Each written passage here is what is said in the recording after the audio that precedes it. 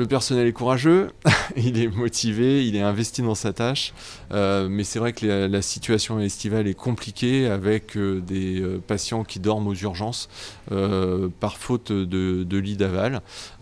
Et donc la situation est difficile pour tout le monde. Depuis quelques mois, voire quelques années, on se dit que le service d'urgence ne peut plus être le seul recours au questionnement des patients sur leur santé et qu'on a trop ouvert ces services d'urgence. On se retrouve noyé sous les demandes qui parfois ne relèvent pas de soins urgents. Si vous faites une entorse, on n'est pas obligé de consulter à 5h du matin. C'est épuisant pour les équipes et ça ne rend pas spécialement service aux patients. Une poche de glace et du paracétamol, c'est le traitement qu'on leur proposera. Et donc on souhaite pouvoir décaler aussi certaines prises en charge sans que ce soit délétère pour le patient évidemment.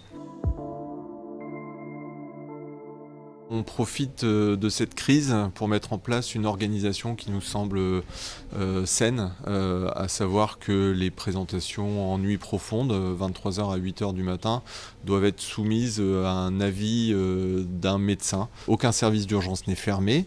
Si leur pathologie requiert des soins en service d'urgence, ils pourront être orientés au besoin par une équipe d'ambulanciers ou du SAMU vers un service d'urgence.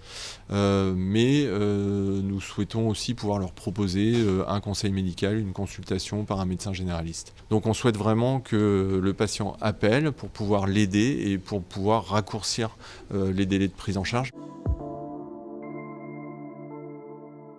Il n'y a aucune perte de chance. En cas d'urgence vitale, c'est le 15 et vous avez accès très rapidement à un médecin urgentiste régulateur. Si vous faites le 116-117 et que vous avez un premier contact avec un permanencier qui identifie une nouvelle potentielle urgence vitale et donc vous êtes réorienté vers le régulateur hospitalier, il est vrai qu'il y a parfois un temps d'attente qui peut être de 20 minutes, 30 minutes, voire 1 heure pour avoir accès à un médecin généraliste, mais ce sont pour des motifs de médecine générale. Pour le cas où vous avez une urgence vitale ou le permanencier détecte une urgence vitale dans votre interrogatoire, vous êtes mis en relation très rapidement avec un médecin régulateur hospitalier pour déclencher des moyens immédiats. Mais en tout cas, la période de nuit profonde nous semble une période de surcharge trop importante actuellement et on a peut-être atteint les limites d'un système ouvert 24h sur 24.